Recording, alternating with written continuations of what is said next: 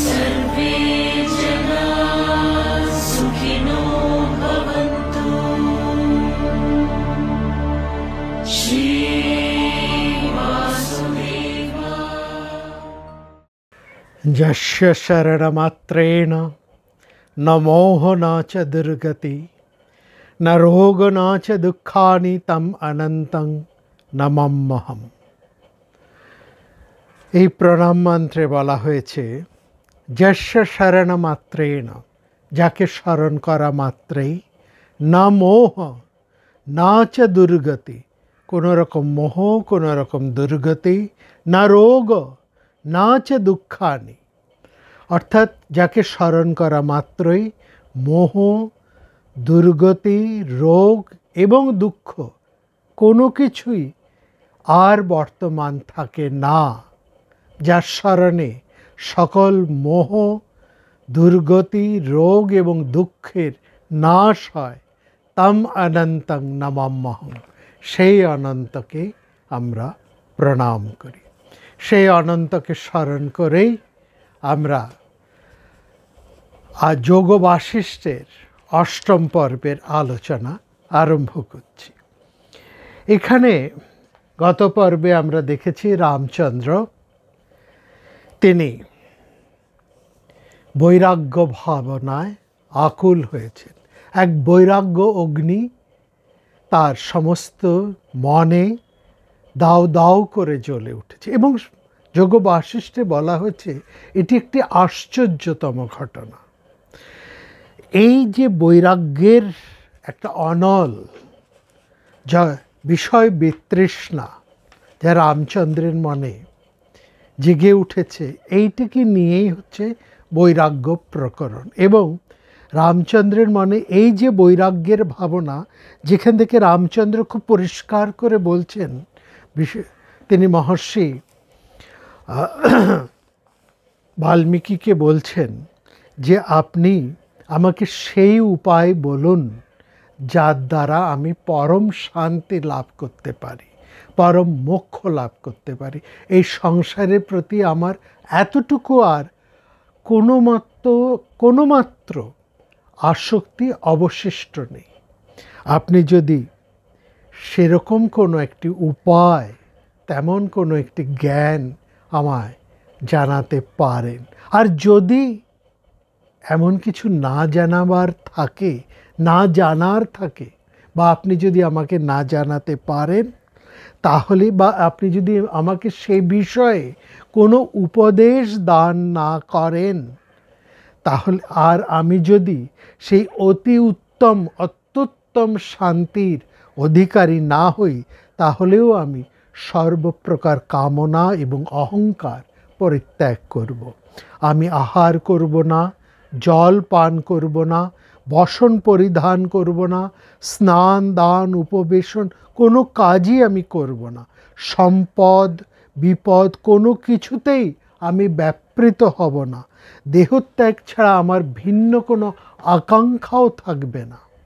অর্থাৎ আমরা দেখছি রামচন্দ্রের মনে বৈরাগ্য ভাবনা এতটাই জাগরুক হয়েছে যে তিনি এই পরম সেই মোক্ষ ছাড়া তিনি আর কিছুই কামনা করছেন না। এই যে বিষয়টাকে, এই সমগ্র ভাবনা, রামচন্দ্রের এই ভাবনা, এই মনোভাবনা উপস্থিত সভাসদ যারা ছিলেন তাদের মধ্যে একটা অপূর্ব প্রভাবের সৃষ্টি করলো। এবং সেখানে আমরা দেখলাম বালক রামচন্দ্র, যার মাত্র 15 বছর বয়স, সংসারের কোনো রকম সাংসারিক অভিজ্ঞতা যার মধ্যে এতটুকু নেই, অর্থাৎ তিনি সংসারের ভোগ সুখ বিষয় এ সম্পর্কে কোনো মাত্রই পরিচিত নন, সেই বালকের মনে এরকম একটি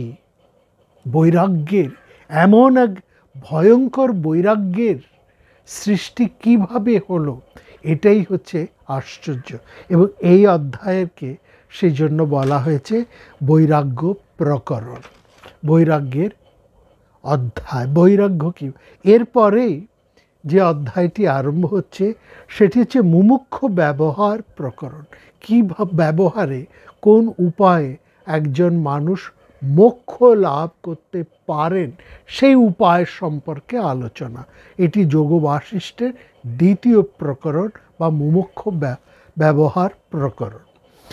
এই প্রকরণে, মুমুক্ষু ব্যবহার প্রকরণে প্রথমেই আমরা দেখছি সেখানে বাল্মীকি সভায় উপস্থিত সবারকে উপলক্ষ করে তিনি উচ্চস্বরে বলছেন। সেখানে উপস্থিত রয়েছেন বিশ্বামিত্র, উপস্থিত আছেন বশিষ্ঠ, এবং রামচন্দ্রের এই মনোভাব সংসারের সবাইকে এতটা আকর্ষণ করেছে যে আমরা সেখানে দেখলাম একটা মহতী সভার যেন সৃষ্টি হয়েছে, একটা মহতী সভা। যেমন মহারাজ যুধিষ্ঠির যেখানে উপস্থিত রয়েছেন সেই কুরুক্ষেত্রে পিতামহ ভীষ্মকে কেন্দ্র করে, সরসজ্জায় সাহিত্য পিতামহ ভীষ্মকে কেন্দ্র করে সেখানে যে একটা মহতী সভার সৃষ্টি হয়েছে, মহতী সভা হয়েছে, সেখানে সমস্ত ঋষি মুনি সেখানে সমবেত হয়েছে। এখানেও ঠিক এখানেও সে সমস্ত ঋষি মুনিরা উপস্থিত হয়েছে এবং সমস্ত বড় বড় ঋষি মুনিরা সেখানে এসে উপস্থিত হয়েছে। সেখানে যেমন বিশ্বামিত্র, বশিষ্ঠ প্রথম থেকে আছেন, তারপরে আমরা দেখেছি ব্যাস এসেছেন, নারদ এসেছেন, মরীচি এসেছেন, দুর্বাসা এসেছেন, আঙ্গিরস, ক্রতু, পুলস্ত, পুলহ, উদ্দালক, ঋচিক, এরকম সমস্ত বিখ্যাত ঋষি মুনিদের একটা সমাবেশ সেখানে ঘটেছে এবং সবাই খুব আশ্চর্য হয়ে লক্ষ্য করছেন এই বালক রামচন্দ্রের এই, তাকে সবাই দেখে আশ্চর্য হয়ে যাচ্ছে। এবং সেখানে ব্যাস তথা সমস্ত মুনিদেরকে লক্ষ্য করে বাল্মীকি বলছেন, এটা কিমাশ্চর্যম কিম অদ্ভুতম, কি আশ্চর্যের ব্যাপার, কি অদ্ভুত ব্যাপার। আশ্চর্য কেন, অদ্ভুত কেন?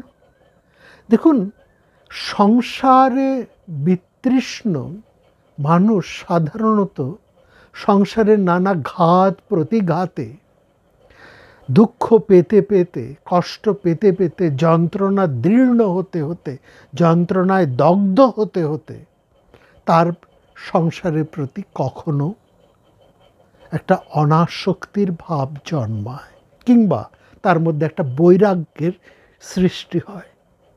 কিন্তু একটা 15 বছরের বালক যে সংসারের তেমন কোনো অভিজ্ঞতাই লাভ করেনি, যে সংসারের সুখ ভোগ এই সমস্তকে আস্বাদনও করেনি, তার মধ্যে এরকম তীব্র বৈরাগ্য, এটা আশ্চর্য নয়, অদ্ভুত নয়?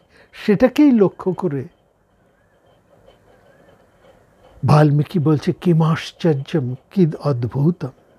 এবং তারপরে তিনি যা বলছেন সেটা অত্যন্ত প্রণিধানযোগ্য, সেটা একটু আমাদের মন দিয়ে শুনতে হবে।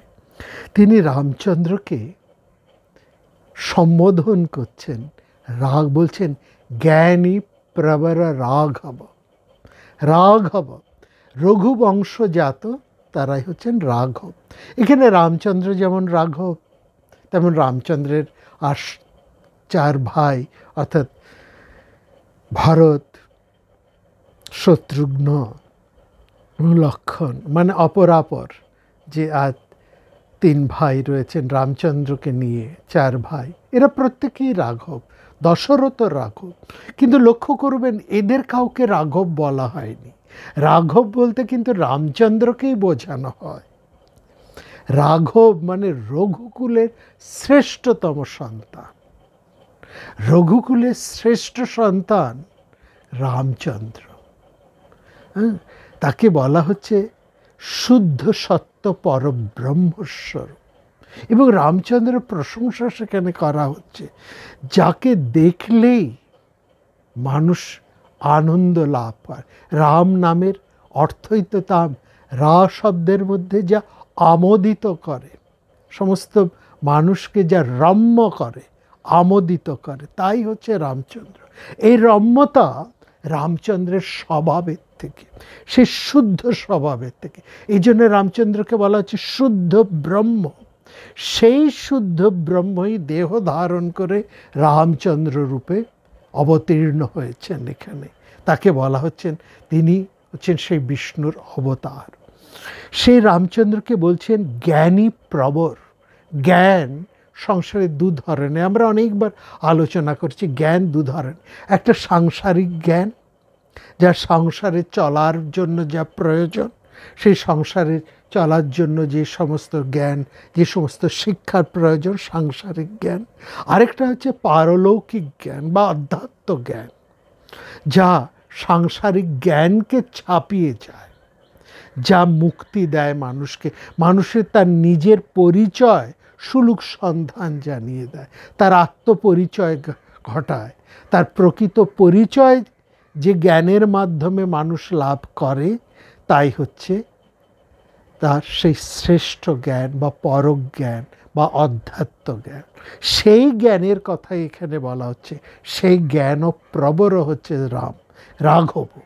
কেন কেন তাকে রঘুকুলের শ্রেষ্ঠ, কেন তাকে জ্ঞানী প্রবর বলা হচ্ছে, পরের কথায় আসুন। সেখানে বাল্মীকি বলছেন যে তোমার আর জ্ঞাতব্য কিছু নেই। জ্ঞাতব্য মানে জানার বিষয় আর কিছু নেই, মানে যা কিছু জানার সব তুমি জেনেছো, সবই তোমার জানা হয়ে গেছে। সব জানা হয়ে গেছে মানে জ্ঞান দুস্তর। এই 15 বছর বয়সে রামচন্দ্র সব জেনে ফেললেন, এটা কি রকম ব্যাপার? অর্থাৎ যা জানলে সব জানা হয়, তাই জানা, সেই জানার কথাই এখানে বাল্মীকি বলছেন।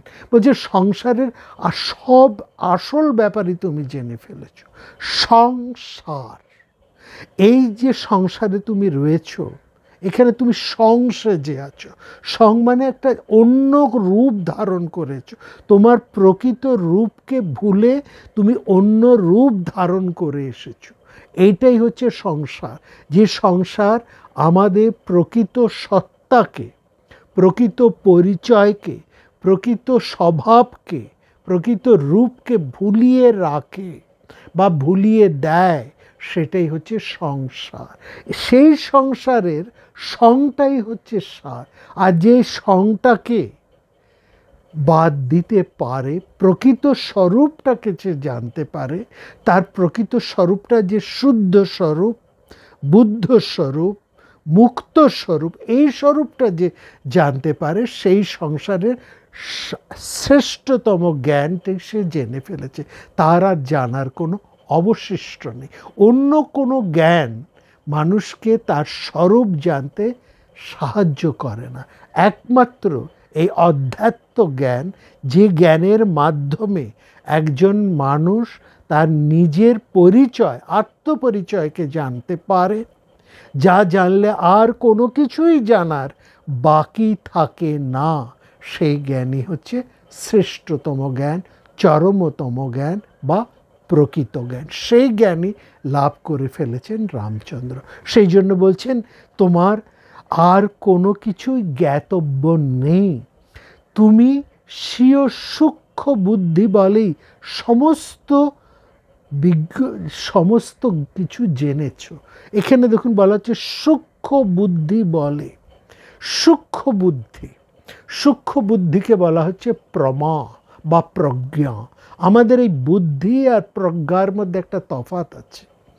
বুদ্ধি হচ্ছে মন, যার মাধ্যমে বিষয়কে সম্ভোগ করে বা তার বিষয়ের উপর তার আধিপত্য প্রতিষ্ঠা করে, সেটা হচ্ছে বুদ্ধি। সংসারের উপর, এই সংসার বিষয়ের উপর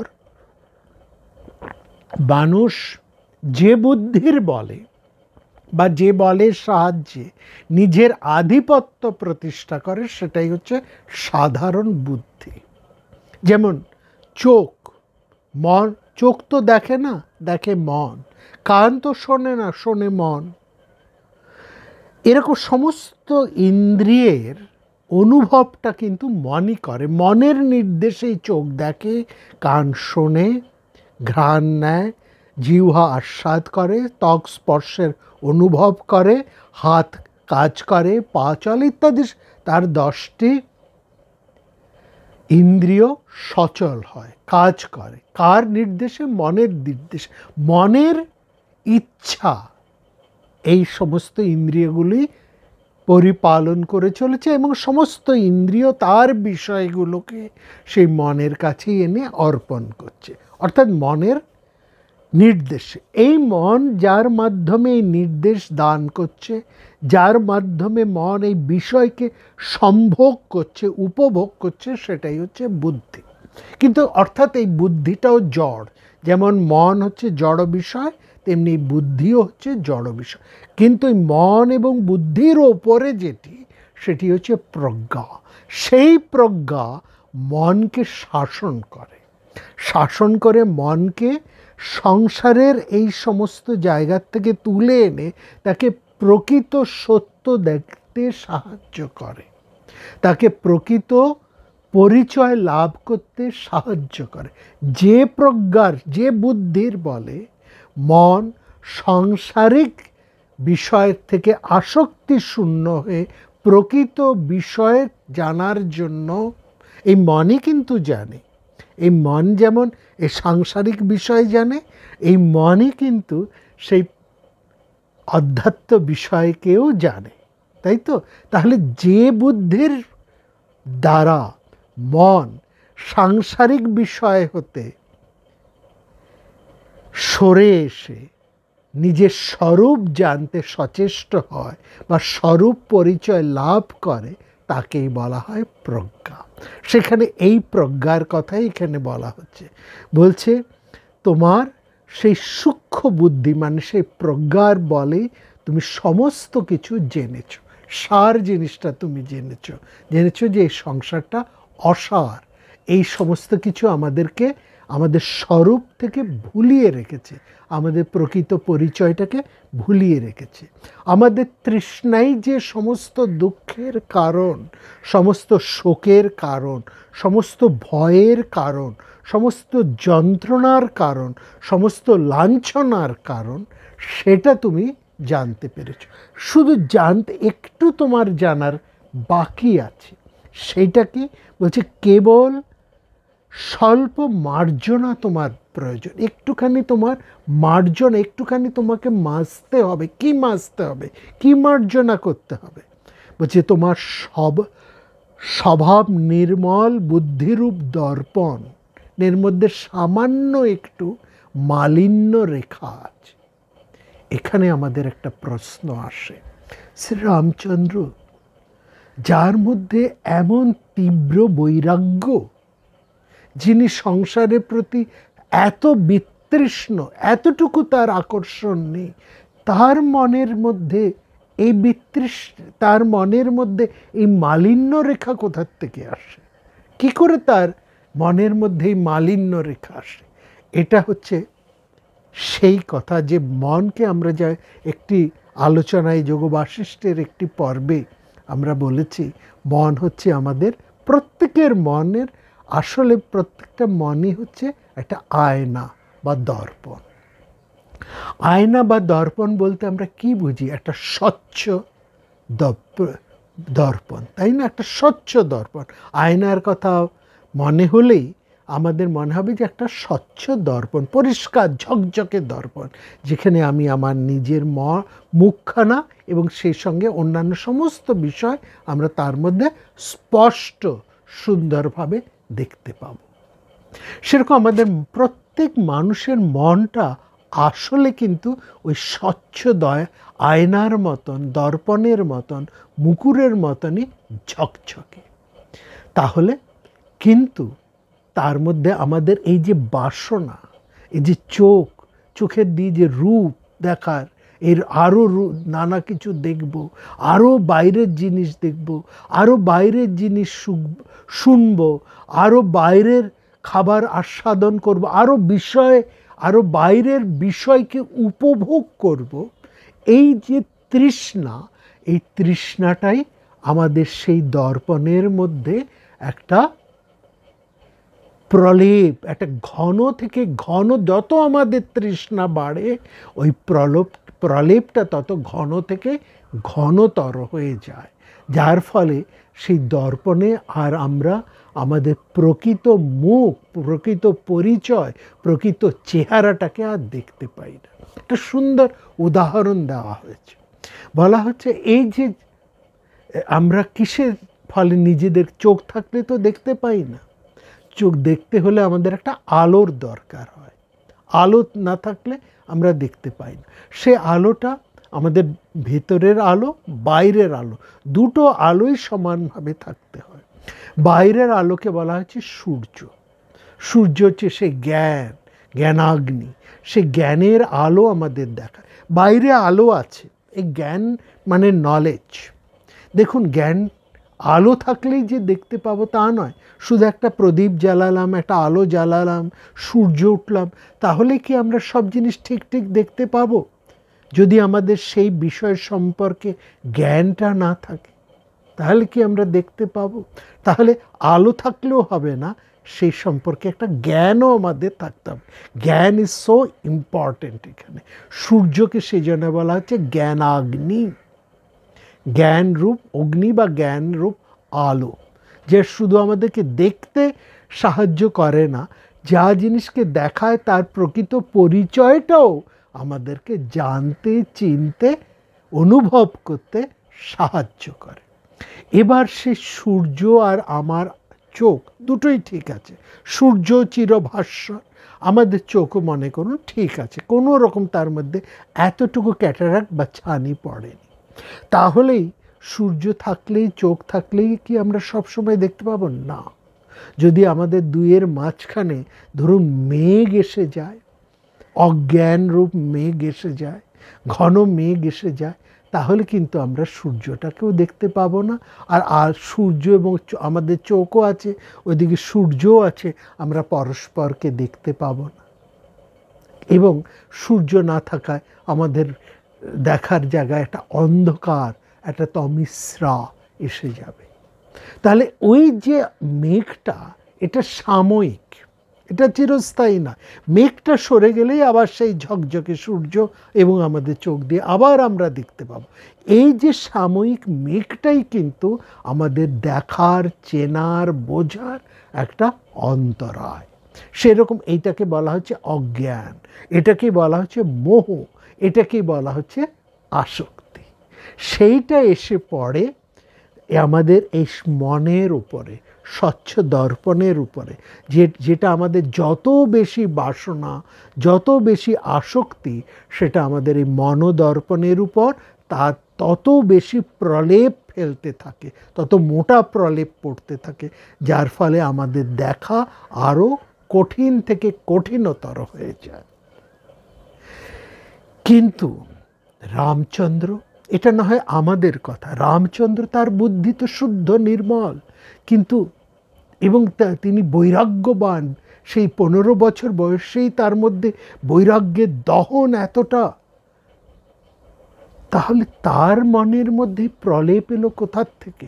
এখানে বলা হয় এই আত্মা যে মাত্র শরীর গ্রহণ করে, শরীর ধারণ করে, সেই শরীরের গুণ সেই আত্মার উপর কাজ করে। আত্মার উপর মানে আত্মা শরীরের গুণ দ্বারা একেবারে আবিষ্ট হয় না, একটা যেন সে আত্মা এবং মনের মধ্যে শরীরের একটা গুণ, একটা প্রলেপ সৃষ্টি করে। মনোমুকুর আর যে আত্মা, সেই আমাদের মনের মধ্যে শরীরের গুণ একটা প্রলেপ সৃষ্টি করে, যার ফলে মনের দর্পণে আত্মা প্রতিবিম্বিত হয় না, আত্মাকে আমরা পরিষ্কার করে দেখতে পাই না। এটা শরীরের ধর্ম। মানে একটা শিশু হলেও তার শরীরের ধর্ম থাকে, একজন কৈশোরেরও শরীরের ধর্ম থাকে। মানে মানুষ মাত্রেই, জীব মাত্রেই শরীরের ধর্ম থাকবে। সে যত বড়ই জ্ঞানীবান হোক না কেন, বৈরাগ্যবান হোক না কেন, শরীরের ধর্ম সে এড়াতে পারে না। শরীরের ধর্ম তাকে তার থাকবেই, সেইটুকু তাকে ভোগ করতে হয়। কিন্তু যিনি প্রকৃত জ্ঞানী, যিনি সত্যি করে নিজের স্বরূপটাকে জানতে পেরেছেন, তিনি এটা বোঝেন যে আবরণটা সাময়িক, তিনি সেই আবরণটাকে নিজেই সরিয়ে দিতে পারেন। তাতে ওই আবরণটুকু তার মনে এতটুকু মোহ সৃষ্টি করে না। এই ব্যাপারটা কীরকম দেখুন, এই যে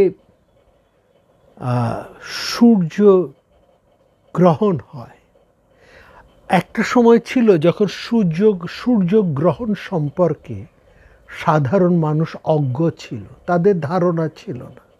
সূর্যগ্রহণ হলে তারা ভয় পেত, ভাবত কি একটা প্রলয় আসছে, সব বুঝি ধ্বংস হয়ে যাবে। হঠাৎ একটা অন্ধকার নেমে এসছে, কেন দিন এবং রাত হবার তো একটা সময় আছে, দিনটা মোটামুটি এত সময় থাকবে, এত সময় পরে ধীরে ধীরে সন্ধ্যা হবে, তারপরে রাত হবে। হঠাৎ যদি রাত নেমে আসে, সাধারণ মানুষ যাদের গ্রহণ সম্পর্কে এতটুকু ধারণা নেই, তারা ভয় পেয়ে যায়। কিন্তু যারা জানে যেটা গ্রহণ এবং যারা সেই গ্রহণের সময়ও নির্ধারণ করতে পারে, তারা ভয় পায় না। তারা বরং এই গ্রহণের সময় তারা সেই বিজ্ঞানীরা, সেই গবেষকেরা, তারা আরও বেশি সচেষ্ট হয়ে ওঠেন আরও জগৎ সংসারের আরও রহস্য জানার জন্য। ওই গ্রহণকাল তাদের কাছে রহস্য আরও বেশি উন্মোচনের সুযোগ এনে দেয়। ঠিক এই কথাও সেই যারা অধ্যাত্ম বিজ্ঞানী, তাদের ক্ষেত্রেও এই কথা সমানভাবে প্রযোজ্য। যারা নিজেদের স্বরূপকে জানতে পেরেছেন সত্যি করে, তারা সংসারের বা শরীরের এই মোহর দ্বারা, শরীরের ধর্মের দ্বারা তারা কিন্তু ভীত হন না, অবসাদগ্রস্ত হন না, মোহশক্ত হন না, আসক্ত হন না। তারা এটাকেই কাজে লাগিয়ে, শরীরকেই কাজে লাগিয়ে, শরীর মাধ্যম খলু ধর্ম সাধন, আরও এগিয়ে যাওয়ার চেষ্টা করেন। তখন তারা এই শরীরটাকেই মাধ্যম করেন আরও অগ্রসর হওয়ার, শরীরটাকে রদ করে তারা এগিয়ে চলে যান। সেটা বলা হয় না, বাঘের সঙ্গে যুদ্ধ করে বাঘকে বশে এনে একজন বীর বাঘের পিঠে চেপেই সেই ঘন অরণ্য পার হয়ে যান।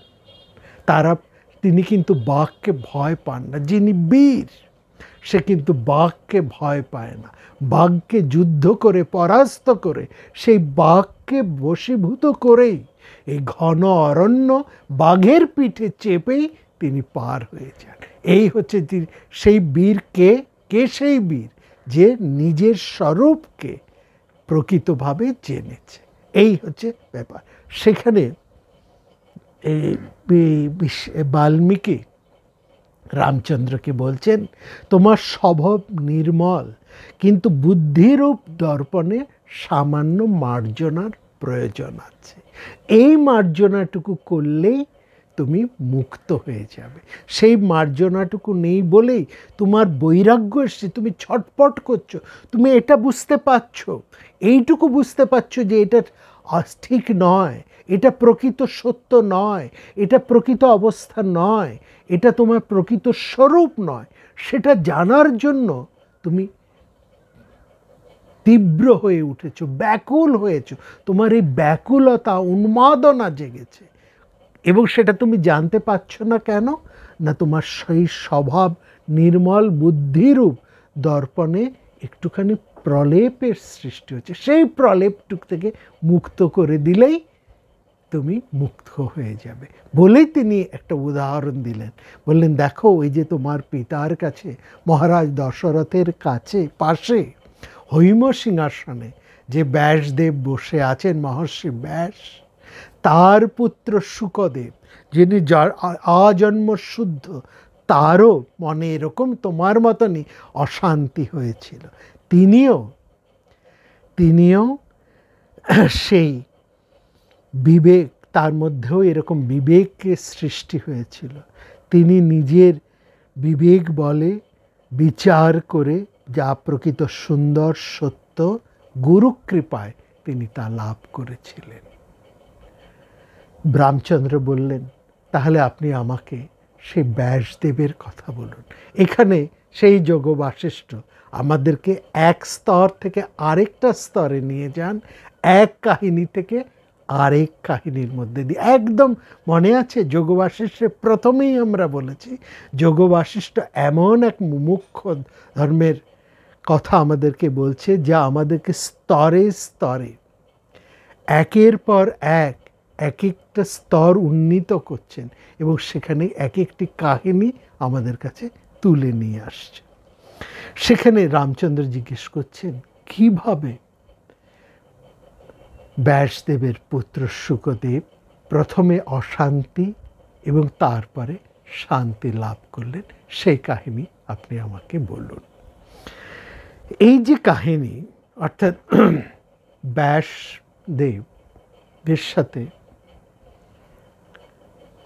শুকদেবের যে কথা, এবং পরবর্তী সময়ে ব্যাসদেব শুকদেবকে যেভাবে তার গুরুর কাছে অর্থাৎ মহারাজ জনকের কাছে পাঠিয়েছেন, এবং সেখানে মহারাজ জনকের কাছে গিয়ে শুকদেবের যা যা কথাবার্তা হয়েছে, এই যে সম্পূর্ণ কাহিনী আখ্যান, এটি যোগ বাসিষ্ঠে যেমন আছে তেমনি আরও বিস্তৃতভাবে রয়েছে মহাভারতের শান্তি পর্বে।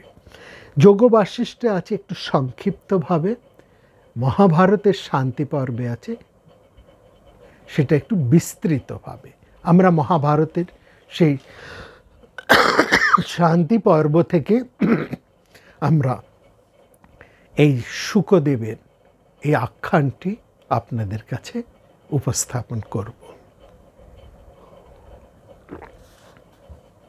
এখানে বলা হচ্ছে, মেনে পুত্রং যদা ব্যাসং মেনে পুত্রং যদা ব্যাসো মোক্ষ ধর্ম বিশারদম মেনে পুত্রং যদা ব্যাসো মোক্ষ ধর্ম বিশারদম উবাচ গচ্ছেতি তদা জনকং মিথিলেশ্বরম। শুকদেব মুক্তি কামনা করে, মোক্ষ কামনা করে তার পিতার কাছে এসে উপস্থিত হয়েছেন। তিনি জন্মশুদ্ধ, জন্ম থেকেই তিনি মোক্ষ অভিলাষী। তিনি পিতার কাছে এসেছেন, বলছেন আমাকে সেই পরম মোক্ষের, সেই পরম শান্তি, সেই পরম মুক্তি দান করুন। আপনি মোক্ষ ধর্মে নিপুণ, আপনি আমাকে বলুন যাতে আমি পরম শান্তি লাভ করতে পারি। মোক্ষ ধর্মেষু কুশল ভগবান প্রবৃত্তুমি, আপনি মোক্ষ ধর্মে কুশল, আপনি আমাকে সেই মোক্ষ ধর্মের উপদেশ দিন। তখন ব্যাসদেব বললেন, পুত্র তুমি মোক্ষ শাস্ত্র এবং নানা ধরনের ধর্মশাস্ত্র তুমি পাঠ করো। শুকদেব তার পিতার আদেশে সমস্ত যোগশাস্ত্র, বেদান্ত শাস্ত্র, সাংখ্য শাস্ত্র, উপনিষদ সমস্ত তিনি একে একে পাঠ করলেন। সমস্ত পাঠ সমাপন হলে, পিতার কাছে সমস্ত পাঠ সম্পূর্ণ হলে পিতা ব্যাসদেব তখন পুত্র শুকদেবকে বললেন, তুমি মিথিলাধিপতি জনকের কাছে যাও, সেই জনক তোমাকে মোক্ষ ধর্ম দান করবেন। উবাচ গচ্ছেতি তদা জনকং মিথিলেশ্বর। দেখুন এখানে মহাভারতে এবং অন্যান্য জায়গায় বলা হচ্ছে ব্যাসদেব হচ্ছেন মোক্ষ শাস্ত্রবিদ, সমস্ত সন্ন্যাসী সম্প্রদায়ের, নিখিল সন্ন্যাসী সম্প্রদায়ের তিনি হচ্ছেন গুরু। তিনি তার পুত্রকে মোক্ষ শাস্ত্র দান না করে তিনি কেন জনকের কাছে পাঠালেন, গুরু রূপে গুরুগৃহে জনকের কাছে পাঠালেন, এর তাৎপর্যটাকে সেটা আমরা আজকে বুঝব। আজকে আমরা শুধু এইটুকুই বুঝব কেন ব্যাসদেব তার পুত্রকে মহারাজ জনকের কাছে পাঠালেন।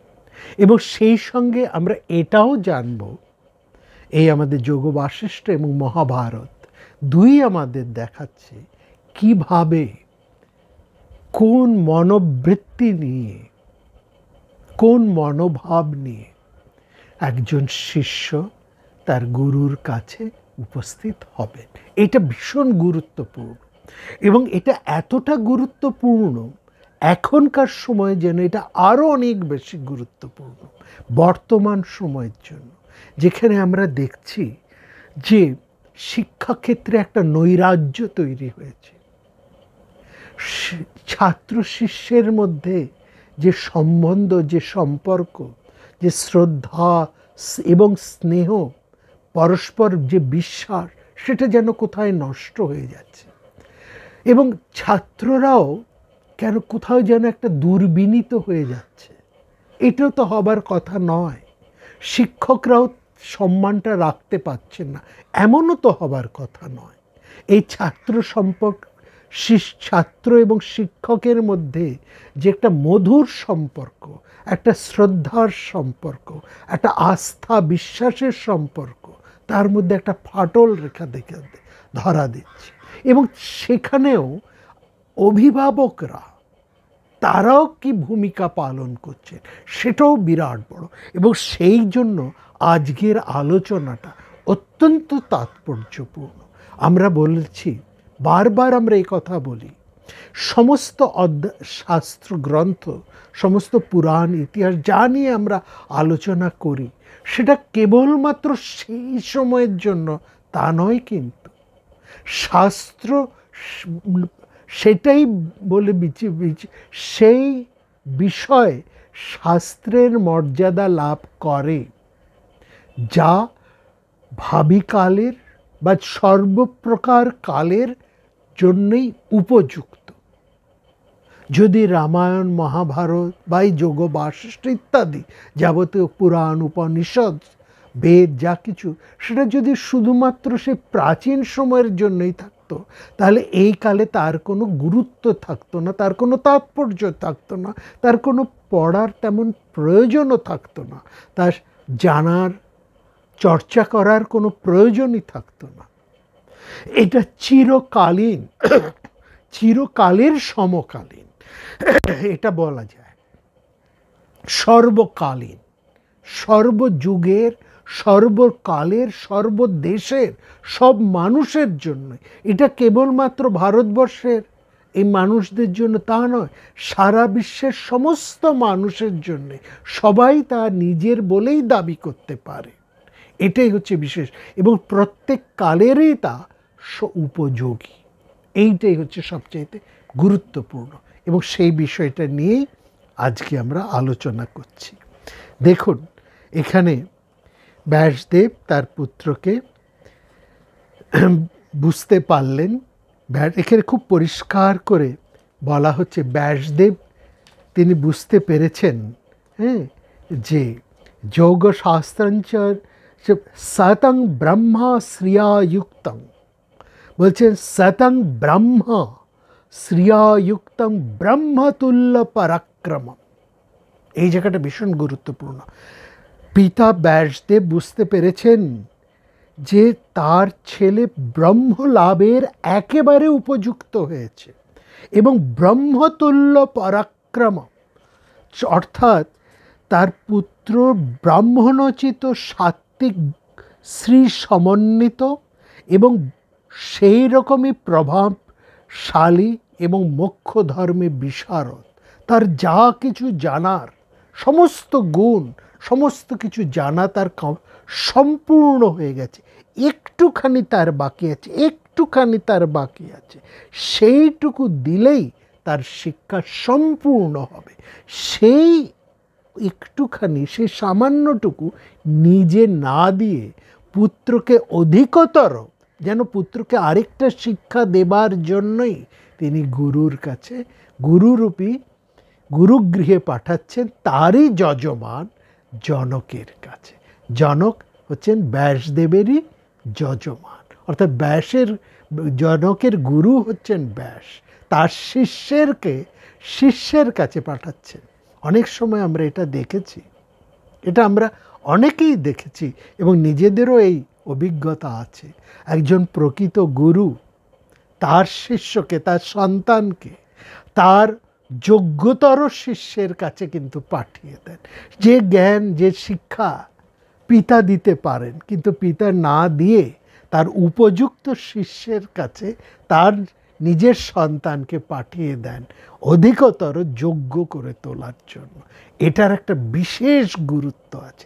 কি সেই বিশেষ গুরুত্ব? এই আলোচনার মধ্যে দিয়ে আমরা একটা বিশেষ শিক্ষা দেবার জন্য, সেইটাই এই আজকের আলোচনার মধ্যে দিয়ে তা উঠে আসছে।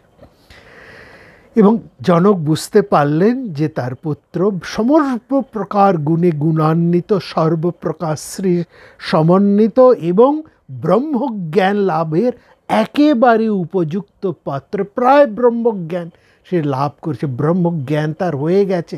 একটুখানি যেন তার সেই জ্ঞান এবং তার মনের মধ্যে একটা হালকা পর্দা রয়েছে, ওই পর্দাটা সরিয়ে দিলেই তিনি ব্রহ্মজ্ঞানী, পুরোপুরি ব্রহ্মজ্ঞানী হয়ে যাবেন। এইটুকু মাত্র অবশিষ্ট রেখে, এই সামান্য অন্তরটুকু রেখে তিনি তার পুত্রকে পাঠাচ্ছেন তারই শিষ্য মহারাজ জনকের কাছে। এবং যখন পুত্র, এই জায়গাটা লক্ষ্য করুন, বিশেষ করে মন দিয়ে এই জায়গাগুলো একটু লক্ষ্য করুন। যখন পুত্র শুকদেব রওনা হবেন, রওনা হবার প্রাক্কালে পিতার কাছে এসেছেন, পিতাকে প্রণাম করে বিদায় প্রার্থনা করছেন, বিদায়ের অনুমতি প্রার্থনা করছেন। সেই সময় ব্যাসদেব বলছেন, কি বলছেন? বলছেন, বৎস, তুমি মানুষের যোগ্য পথে গমন করো। তাকে বলছেন গচ্ছ, তাকে মনুষ্যেন তং পথা গচ্ছত, মনুষ্যেন তং পথা গচ্ছত, মানে কি? মানুষের পথে যাও। এর মানে হচ্ছে মানুষ কিভাবে চলে? মাটিতে পা রেখে চলে। মানুষের মতন চলো, মানুষের মতন চলো। মানুষ অর্থাৎ হুঁশ রেখে চলো, হুঁশ রেখে চলো। মানুষ যেভাবে চলে হুঁশ রেখে সেইভাবে তুমি চলো। এবং তারপরে বলছেন না, না বলছেন না প্রভাবেন গন্তব্য অন্তরিক্ষশ্চরণৈব, আকাশ পথে উড়তে উড়তে যেও না। আকাশ পথে উড়তে উড়তে যেও না মানে প্লেনে, হেলিকপ্টারে এইসব করে উড়তে উড়তে যেও না, সে কথা বলছে না। উড়তে উড়তে যেও না, মানুষের মতো যাও। গুরুগৃহে যাচ্ছ তো, মানুষের মতো যাও, উড়তে উড়তে যেও না। কারণ তার পিতার শিক্ষা, তার পিতা জানে তার পুত্র জ্ঞানবান, ধীমান, সমস্ত শিক্ষা হয়েছে। সুতরাং জ্ঞানের কোনো রকম অহংকার তার কাছে যেন না যাবে। সে যাচ্ছে গুরুর কাছে বিনয়ী হয়ে, করজোড়ে বিনয়ী হয়ে তুমি গুরুর কাছে যাও। মানুষের মতন মাটিতে পা রেখে সর্বপ্রকার অহংকার, অস্মিতা ত্যাগ করে তুমি গুরুর কাছে যাও। It's very important. যখন আমাদের ছেলেরা, আমাদের ছেলে মেয়েরা যে কোনো শিক্ষা প্রতিষ্ঠানে যাবে জ্ঞান অর্জনের জন্য, আমরা যারা অভিভাবক আছি তারা যেন আমাদের ছাত্রদেরকে এই কথাটা বলি, তোমরা পড়াশুনো শিখতে যাচ্ছ, কোনো কিছু শিখতে যাচ্ছ, যে কোনো বিষয় শিখতে যাচ্ছ, জ্ঞান অর্জন করতে যাচ্ছ, তোমাদের সমস্ত প্রকার অহমিকা, অহংকার, দর্প, উচ্ছৃঙ্খলতা সব কিছুকে ত্যাগ করে ভদ্র, সভ্য, নম্র হয়ে, সুন্দর স্বভাব যুক্ত হয়ে তোমরা সেই শিক্ষা প্রতিষ্ঠানে যাবে। কারণ সেখানে তোমরা শিখতে যাচ্ছ। যেখানে যে কোনো বিষয়ে আমরা যে শিখতে যাই, সে শিখতে যাওয়ার তার আগে একটা আমাদের মানসিক প্রস্তুতি থাকতে হবে। সেই মানসিক প্রস্তুতির প্রথমটাই হচ্ছে নম্র হওয়া, নত হওয়া। যদি আমরা বিনম্র না হই, শ্রদ্ধাবান না হই, শ্রদ্ধাবান লভতে জ্ঞানম, যদি আমাদের এই শ্রদ্ধা না থাকে, এই শ্রদ্ধা আসে কিসের থেকে? বিশ্বাস। কার উপর বিশ্বাস? গুরুর উপর বিশ্বাস, গুরু বাক্যের উপর বিশ্বাস। গুরুকে অসম্মান করা নয়, গুরুকে তাচ্ছিল্য করা নয়, গুরু বাক্যে অবিশ্বাস করা নয়, গুরুর সাথে তার্কিকতা করা নয়। এইটা হচ্ছে আসল শিক্ষা। তবেই আমরা কিন্তু লাভ করতে পারি। শ্রদ্ধাবান লভতে জ্ঞানম, এইটা হচ্ছে প্রথম। এটা যেন আমরা ভুলে না যাই। দুর্ভাগ্য এটাই এখন আমাদের শিক্ষক সমাজ, এখন দেখবেন কোনো শিক্ষক তার ছাত্রদেরকে শাসন করে না। আমরা যেন সবাই শাসনের অযোগ্য হয়ে গেছি। শাসনের অযোগ্য হওয়াটা যে আমাদের পক্ষে কতটা ক্ষতিকর সেটা আমরা নিজেরা বুঝতে পারছি না। আমরা তো আমাদের দোষ সম্পর্কে অবহিত নই। আমরা আমাদের অহংকারে, আমাদের একটা দর্পে, আমাদের একটা একগুঁয়ে মনোভাবে আমরা ভাবি যে আমরা সব জানি, আমরা যা করছি সব ঠিক করছি, আমরা যা চাই তাই আমাদের দিতে হবে, তাই আমাদের পেতে হবে। কিন্তু তা তো নয়। সেটা আমাদেরকে নষ্ট করে ফেলে, সেটা আমাদেরকে ভয়ঙ্কর করে ফেলে, নত হতে শেখায় না। কোন নত না হতে পারলে আমরা শিখব কি করে? আমাদেরকে অশিক্ষিত করে তোলে, আমাদের ক্ষতি করে, আমাদেরকে এক নষ্ট করে ফেলে সর্বতোভাবে। সেখানে আমাদের নত হতে হবে, এই নত হবার শিক্ষা। কিন্তু দুর্ভাগ্য এটাই, যখন শিক্ষক কোথাও কোনো ছাত্রকে প্রকৃত অর্থে শাসন করেন, সেই ছাত্র সেটা মেনে নিতে পারে না, এবং তার এই মেনে না নেওয়াটাকে আরও সে বেশি সমর্থন পায় তার অভিভাবকদের কাছ থেকে। অভিভাবকরা তখন জোটবদ্ধ হয়ে সেই শিক্ষককে অসম্মান করতে এতটুকু তারা কুণ্ঠা বোধ করে না, এতটুকু তাদের দ্বিধা হয় না। ফলত শিক্ষক সমাজ কুঁকড়ে যায়। তারা বলে কি প্রয়োজন, সবারই তো একটা আত্মসম্মান আছে।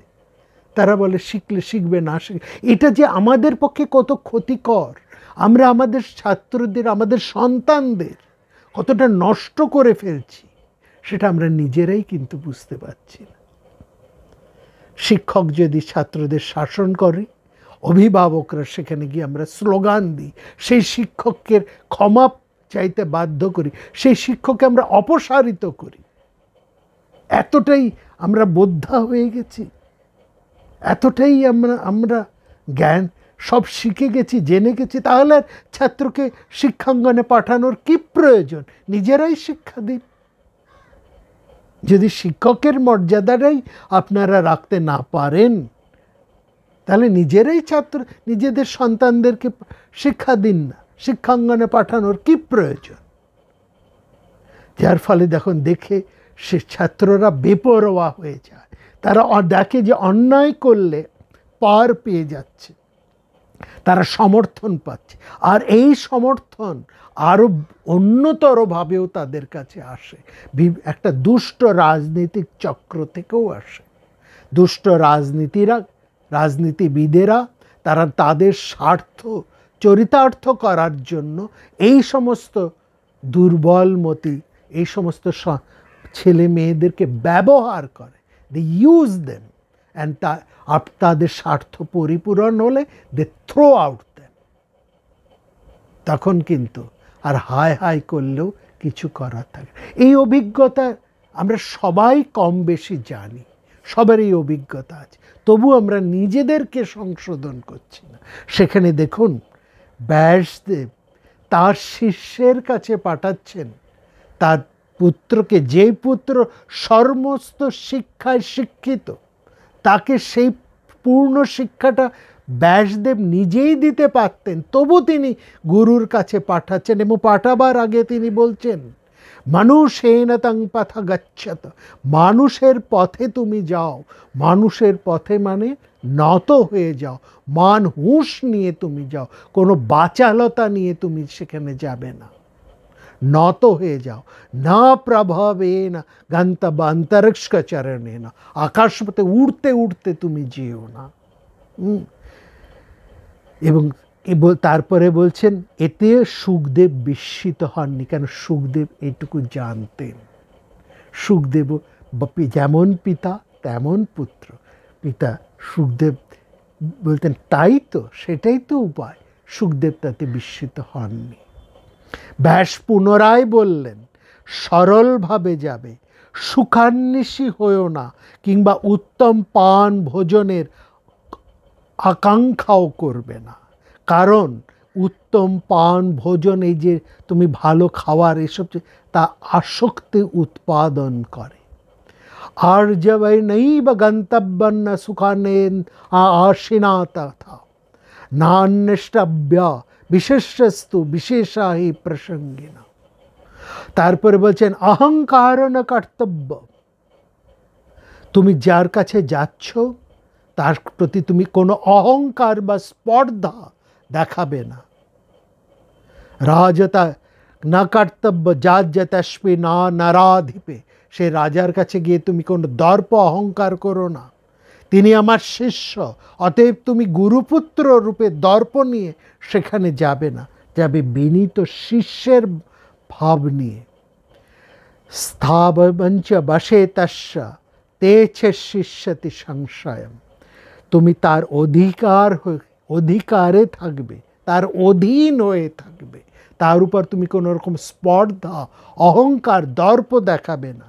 তুমি গুরুপুত্রের এই অহংকার নিয়ে তার কাছে যাবে না, তুমি তার অধীনতা স্বীকার করবে, তুমি তার কাছে আত্মসমর্পণ করবে, কমপ্লিট সারেন্ডার করবে। এই কমপ্লিট সারেন্ডারই হচ্ছে একজন প্রকৃত শিষ্য জ্ঞান লাভের চরম উপায়টি, কমপ্লিট সারেন্ডার। তবেই তিনি তোমার সমস্ত সংশয় ছেদন করবে। তস্য সাতে শেষ্যতি সংশয়, তবেই করবে। এই জায়গাগুলোকে লক্ষ্য করুন।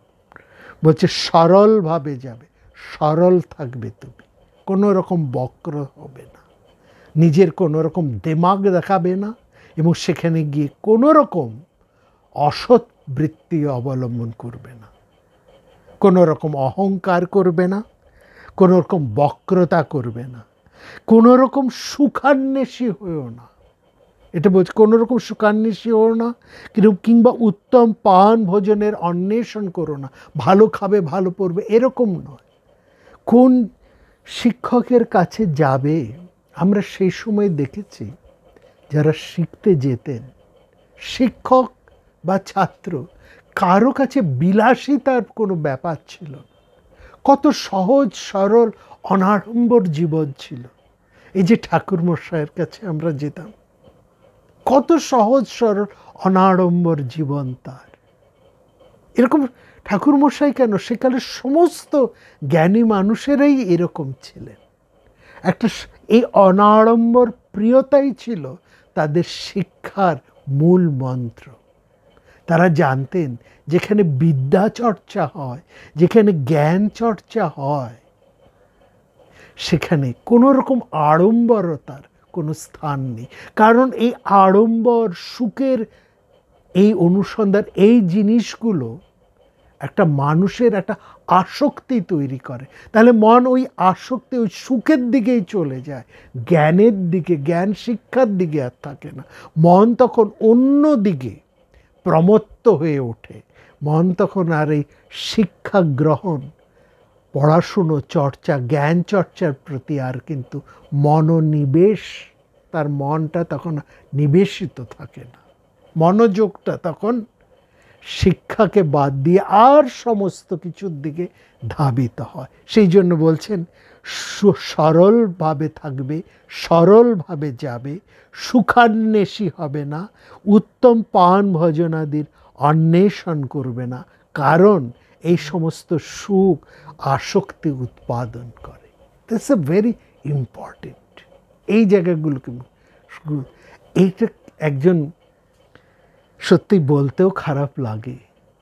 কিছুদিন আগে একজন অত্যন্ত শ্রদ্ধেয় সন্ন্যাসীর সাথে আমাদের, এক সন্ন্যাসী মহারাজের সাথে আমাদের কিছু কথা হচ্ছিল এই কিছুদিন আগে। তার নাম বললে আপনারা সবাই চিনবেন। তিনি একজন বরিষ্ঠ সন্ন্যাসী, সর্বজনশ্রদ্ধেয়।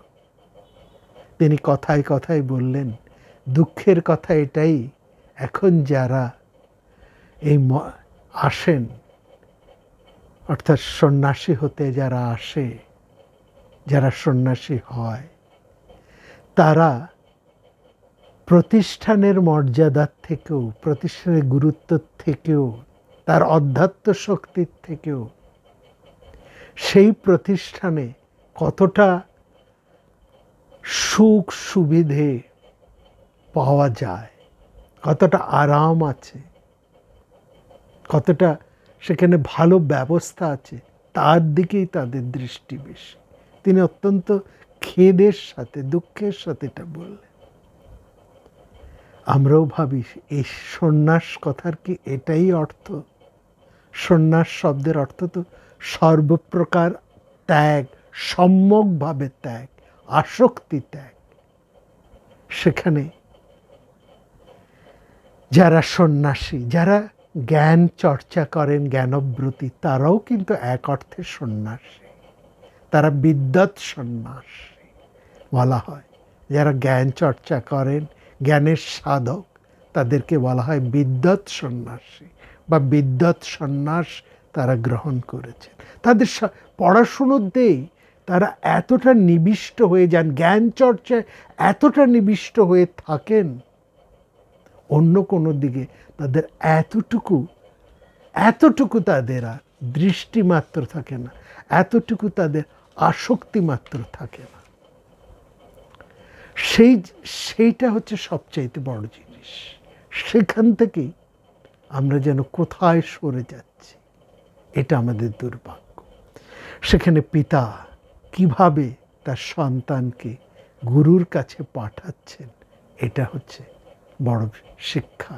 এটা যেন আমরা কখনো ভুলে না যাই। তাহলে আমাদের পদস্খলন, তাহলেই আমরা কিন্তু নিজেদেরকেও নষ্ট করব, নিজেদের সন্তানের ভবিষ্যৎও আমরা নষ্ট করে ফেলব। বাবা মা হয়ে সন্তানের এই ক্ষতিটুকু করবেন না। শিক্ষকের প্রতি কোনো রকম অমর্যাদা প্রকাশ করবেন না।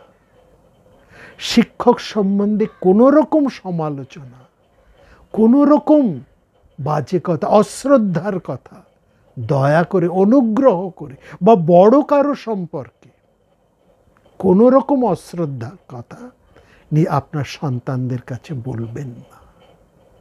তাতে তাদের আপনি যে কত বড় ক্ষতি করে দিচ্ছেন এটা বুঝতে পারছেন না।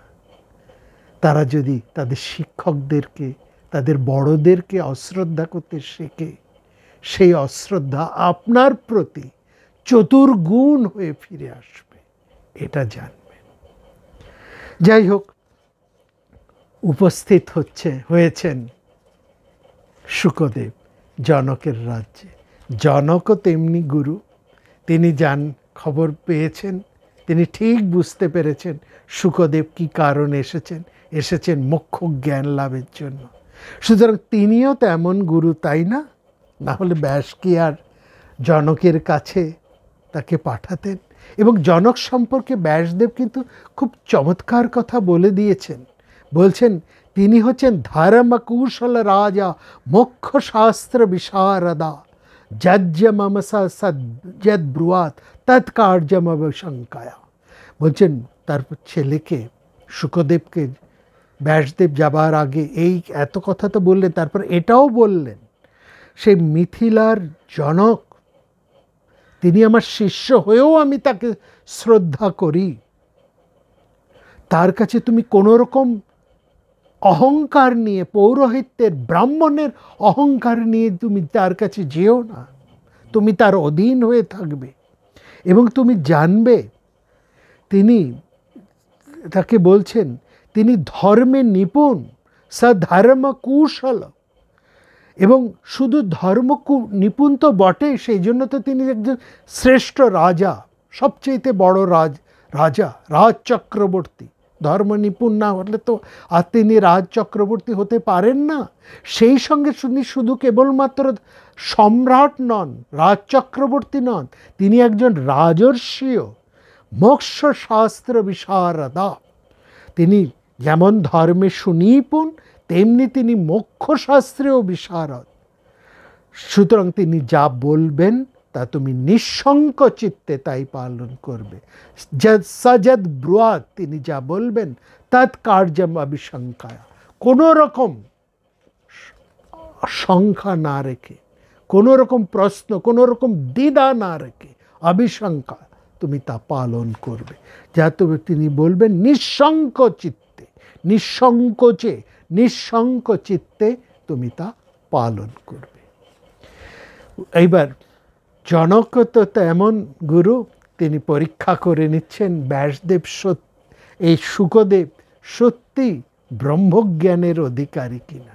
তিনি কি করলেন, তিনি তার প্রহরীদেরকে আদেশ দিলেন যে শুকদেবকে যেন তার রাজসভায় প্রবেশ করতে না দেওয়া হয়, দরজা বন্ধ করে দেওয়া হয়। এবং সেখানে বলা হচ্ছে 7 দিন, একদিন নয়, 1 দিন 2 দিন 3 দিন 4 দিন, এভাবে 7 দিন সেই দরজা বন্ধ করে রাখলো দাঁড়িরা। কোনোভাবে সেই দরজা খোলা হলো না, অর্থাৎ 7 দিন ধরে তাকে দরজার বাইরে রাখা হলো, তাকে প্রবেশের কোনো অধিকার দেওয়া হলো না, প্রবেশ করতে দেওয়াই হলো না। তস্য দ্বারং সমাসদ্য, সেই দরজায় শুকদেব দ্বারপাল বিনির্মিত, দ্বারপাল তাকে কোনোভাবেই প্রবেশ করতে দেয়নি।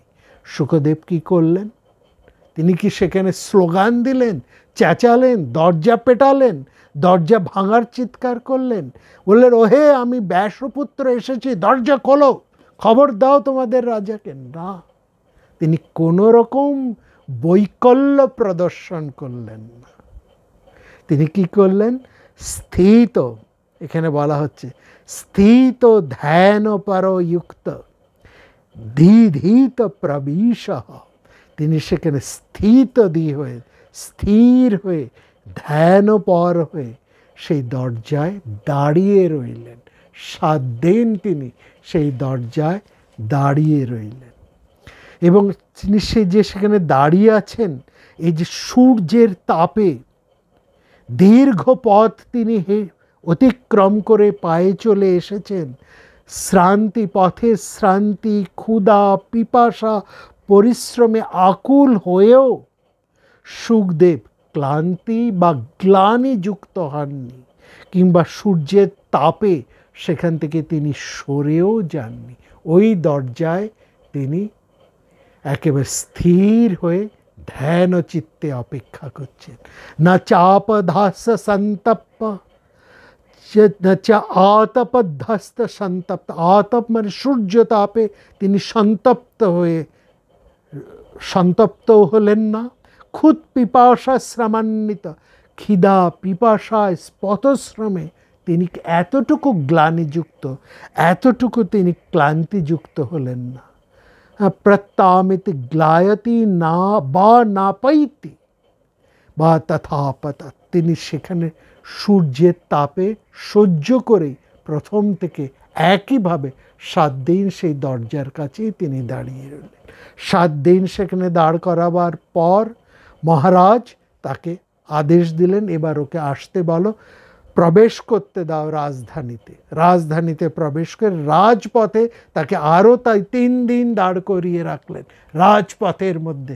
সেই রাজপথে চতুর্দিকে ভোগের আয়োজন, নানা পণ্যশালা, নানা পণ্যাগার, নানা রকম ভোগের বিচিত্র আয়োজন, তার মধ্যে শুকদেব 3 দিন ওই একইভাবে তিনি সেখানে রয়েছেন, স্থিত ধ্যান পরযুক্ত। সে হয়ে ধ্যান অবস্থায় তিনি দাঁড়িয়ে রয়েছে। সেখানে 3 দিন কাটানোর পর তাকে এবার প্রবেশ করতে দিলেন রাজপুরীতে, রাজমহলে, রাজ উদ্যান বাটিকায়। সেখানে উদ্যান বাটিকায় তাকে সেখানে প্রবেশ করলেন। চতুর্দিকে সেখানে সুন্দর সেই সুন্দর বাগান, রাজ উদ্যান, নানা ফুল ফুটে আছে, সুগন্ধির ফুল। সেখানে সুন্দর নারীরা বিহার করছে, নৃত্য গীত করছে, তারা নানান সুখাদ্য নিয়ে এসছে, তারা সমস্ত কিছু সেখানে খাবারের জন্য তারা সেখানে জলক্রীড়া করছে, নানা ভালো ভালো খাবার দাবার নিয়ে আসছে। সুবিভক্তং জলা ক্রীড়ং রম্যং পুষ্পত পাদপম সুকং প্রবশস্মি প্রমদাবনমুত্তমম। এবং তারা সমস্ত সুন্দরীরা তার সেবা করছেন, খাবার দাবার আনছেন, তাদের চতুর্দিকে তারা গান করছেন, নাচ করছেন, নানা রকম ভোগের আয়োজন। কিন্তু সেখানেও এত কিছু আয়োজনের মধ্যে, এত ভোগের মধ্যে, এত চমৎকার চমৎকার খাবার দাবারের মধ্যেও শুকদেব সেখানে ওই একইভাবে নির্মোহ নির্লিপ্ত হয়ে আছেন, স্থিত ধ্যান অপরযুক্ত হয়ে তিনি সেখানেও সময় কাটিয়ে দিলেন। এরপরে সব রকমের পরীক্ষার পরে তারপর মহারাজ রাজর্ষি জনক তার সামনে এসে তার রাজসভায়, তার গৃহে যেখানে তিনি উপস্থিত আছেন সেই ঘরে তিনি শুকদেবকে নিয়ে এলেন। শুকদেব উপস্থিত হতেই জনক তাকে উঠে প্রণাম করলেন। তার গুরুপুত্র তো সেই সম্মান দিয়ে শুকদেবকে বসতে আজ্ঞা করলেন। তারপরে শুকদেবের কুশল জিজ্ঞাসা করে শুকদেব সেখানে বসে সেই একইভাবে সেই মুক্তির চিন্তা করেই সেই পবিত্র আসনে তিনি উপবেশন করেন। অর্থাৎ এত নানা বিষয়ের মধ্যে দিয়ে, নানা অবস্থার মধ্যে দিয়ে শুকদেবের কিন্তু এতটুকু কোনো বিকৃতি নেই, তিনি সেই একই রকমভাবেই রয়েছেন। তার অবিকার ভাব, তিনি ধ্যানমৃত সম্মোহিতভাবে তিনি সেখানে উপস্থিত আছেন। রাত্রি শেষ হলো, শুকদেব নিদ্রা গেলেন। প্রভাতে জনক আবার সেখানে এসে উপস্থিত হলেন। সেখানে শুকদেবকে জনক বললেন, তুমি কি জন্য আমার কাছে এসেছো? শুকদেব বললেন, আমি আপনার কাছে মোক্ষ জ্ঞান লাভ করতে এসেছি, পিতা আমাকে এই কারণে আপনার কাছে পাঠিয়েছেন। জনক বললেন, তুমি সেই ব্রহ্মজ্ঞান লাভ করেছো, কিন্তু কি জানো, এই ব্রহ্মজ্ঞান লাভ করতে হলে, যে কোনো জ্ঞান বা বিজ্ঞান লাভ করতে হলে, যেমন বলছেন যে জ্ঞান ও বিজ্ঞান ছাড়া, জনক এখানে খুব একটা ইম্পর্টেন্ট কথা বলছেন, ভীষণ গুরুত্বপূর্ণ কথা বললেন। যখন শুকদেব তার কাছে ব্রহ্মজ্ঞান প্রার্থনা করলেন, জনক বললেন, তুমি ব্রহ্মজ্ঞান অবশ্যই লাভ করবেন, ব্রহ্মজ্ঞান হয়তো তোমার অধিকারেই এসেছে, তবে জেনো বলেই জনক যে কথাটা প্রথমেই বলছেন যে জ্ঞান এবং বিজ্ঞান ছাড়া মুক্তি লাভ হয় না, জ্ঞান এবং বিজ্ঞান ছাড়া মুক্তি লাভ হয় না। এটা ভীষণ গুরুত্বপূর্ণ। দেখুন, আপনার কোনো একটা বিষয় লাভ করলেই আপনি যদি সেই বিষয়টা সম্পর্কে না জানেন, তাহলে সেই বিষয় থেকে আপনি কোনো উপকার লাভ করবেন না। আপনি একটা বস্তু লাভ করলেন, একটা খুব দামি জিনিস লাভ করলেন, কিন্তু সেটা কিভাবে ব্যবহার করতে হয় সেটা যদি আপনি না জানেন, তাহলে সেই জিনিসটা থেকে আপনার কোনো উপকার হবে না, সেই জিনিসটা আপনার কোনো উপকারেই আসবে না, আপনি তার থেকে কোনো লাভবানই হবেন না। ঠিক সেরকমই জ্ঞান, শুধু জ্ঞান, এটা হচ্ছে বস্তু জগতের বিষয় সম্পর্কে জানাটা হচ্ছে জ্ঞান, আর প্রকৃষ্ট যে জানা সেটা হচ্ছে বিজ্ঞান, বিশেষ জ্ঞান। বলছে এই জ্ঞান এবং বিজ্ঞান ছাড়া মুক্তি লাভ হয় না। সংসারে সত্যি কোনো মুক্তি, কোনো কিছুই আমরা লাভ করতে পারি না জ্ঞান এবং বিজ্ঞান ছাড়া। আর তারপরেই জনক যে কথা বলছেন, দ্যাট ইজ মোর ইম্পর্টেন্ট। আর গুরুর ছাড়া, গুরুর সম্পর্ক ছাড়া জ্ঞান বা বিজ্ঞান লাভ হয় না। না বিনা জ্ঞান বিজ্ঞানে মোক্ষস্যাধিগমো ভবেৎ, না বিনা গুরু সম্বন্ধ জ্ঞানস্যাধিগম স্মৃত। এইটাই হচ্ছে আসল গুরু কৃপা। গুরু ছাড়া একজন মানুষ কোনোভাবেই প্রকৃত জ্ঞান লাভ করতে পারে না। সংসারে আপনার দেখুন, যাবতীয় যা কিছু জানার জন্য, সেটা যত তুচ্ছ বিষয় হোক, সাংসারিক বিষয় হোক কিংবা সে পারমার্থিক বিষয় হোক, প্রতিটি বিষয় জানার জন্যই আমাদের একজন গুরু, একজন শিক্ষকের প্রয়োজন হয়। সেই যে কাহিনী আছে, একজন ব্রহ্মচারী, তার 34 জন গুরু, এত গুরু, এত প্রত্যেক এক একটি সংসারে এক একটি বিষয় মানুষকে নানাভাবে শিক্ষা দেয়। একজন যথার্থ শিক্ষা ইচ্ছুক শিক্ষার্থী, যে শিক্ষা লাভ করতে চায়, তাকে গুরু বরণ করতেই হয়। প্রত্যেকের কাছ থেকেই তাকে জ্ঞান লাভ করতে হয়। যার কাছ থেকে সে যা জিনিস শিখছে, যার কাছ থেকে সে যা শিক্ষা লাভ করছে, সেই হচ্ছে তার গুরু। গুরু বিনা জ্ঞান না পাওয়ে, গুরু ছাড়া জ্ঞান লাভ হয় না। সেই জন্য বলছি, যেমন জ্ঞান বিজ্ঞান ছাড়া মোক্ষ লাভ সম্ভব হয় না, মুক্তি লাভ সম্ভব হয় না, তেমনি গুরু ছাড়া জ্ঞান বিজ্ঞান লাভ হয় না। এইটাই হচ্ছে সবচেয়ে গুরুত্বপূর্ণ বিষয়। গুরুর কাছে গিয়ে নম্র নত না হলে একজন মানুষ যথার্থ জ্ঞান লাভ করতে পারে না। যথার্থ জ্ঞান লাভ করতে পারে একজন গুরুর কাছে কমপ্লিট সারেন্ডার করে, অবনত হয়ে। এটাই হচ্ছে মূল কথা। আজ এই পর্যন্ত এটাই আমরা যেন আমাদের জীবনে এবং আমাদের ভবিষ্যৎ প্রজন্মের কাছে এটা যেন অন্তত আমরা প্রতিষ্ঠা করতে পারি, এইটুকু যেন আমরা নিজেরা শিখতে পারি এবং আমাদের ভবিষ্যৎ প্রজন্মকে অন্তত এই শিক্ষাটুকু যেন দিয়ে যেতে পারি। না বিনা জ্ঞান বিজ্ঞানে মোক্ষস্যাধিগমো ভবেৎ, না বিনা গুরু সম্বন্ধং জ্ঞানস্যাধিগম স্মৃত। গুরু ছাড়া কোনো জ্ঞান লাভ করা সম্ভব হয় না।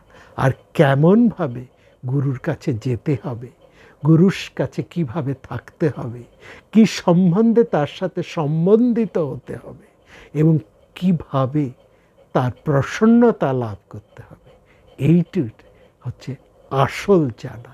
এটাই হচ্ছে আসল শিক্ষা বা প্রাথমিক বুনিয়াদী শিক্ষা। এটি যেন প্রত্যেক অভিভাবক তার তার সন্তানদের এটা যেন অন্তত শিক্ষা দেন, তবেই তার সন্তানদের পরম কল্যাণটি তিনি সাধন করবেন। না বিনা গুরু সম্বন্ধ জ্ঞানস্যাধিগম স্মৃত।